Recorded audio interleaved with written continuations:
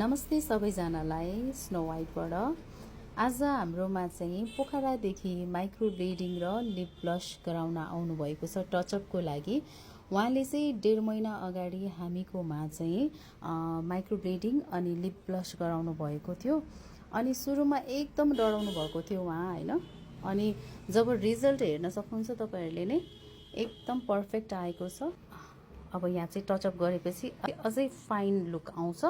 अनि lip bless उहाँको यो रहेको छ, हेर्न सक्नुहुन्छ यति राम्रो रिजल्ट आएको छ हैन। हेर्न सक्नुहुन्छ रिजल्ट यो उहाँको नेचुरल हो, केही लिपस्टिकहरु के पनि लगाएको छैन हामीले। हेर्न सक्नुहुन्छ एकदम पर्फेक्ट। ल म्यामकै मुखबाट सुनौ है त। म्याम हजुरलाई कस्तो लाग्यो त? चित्त बुझिरहेको छ? एकदम धेरै राम्रो लागिरहेछ। हजुर त्यही भएर आएको, यति कामको लागि आएको म पोखरादेखि हो है। अनि बर्खाको बेला है थ्यांक यू म्याम हामीलाई ट्रस्ट गर्नु भएकोमा हैन। जबै त्यही गर्दा बिग्रिन्छ भनेर फोन गरेरै आएको म। गर्न त अन्त नि गर्छ, फेरि राम्रो हुँदैन नि त। हजुर हजुर थ्यांक यू म्याम। अनि हजुरलाई यो माइक्रो ब्लेडिङ गरिसकेपछि अनि लिप ब्लस गरिसकेपछि चाहिँ हजुरले चाहिँ कस्तो फिल गर्नु भइरहेको छ त? कतिको चेन्ज आयो हजुरको फेसमा? चेन्ज त धेरै नेचुरल मेकअपै गर्न नपर्ने, नर्मल देखिन्छ, साधारण देखिने कि नर्मल आफ्नै जस्तो हैन।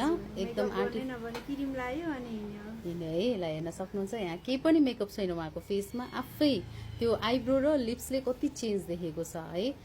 अब तपाईहरुलाई पनि यस्तै किसिमको नेचुरल हैन, नेचुरल आइब्रो मन पर्छ भने अनि नेचुरल लिप अब मेकअपै नगर्नु पर्ने गरेर गर्नु मन छ भने चाहिँ तपाईहरु हाम्रो स्नो वाइट ब्युटी स्टुडियोमा आएर माइक्रो ब्लेडिङ र लिप ब्लस गराउन सक्नुहुनेछ है।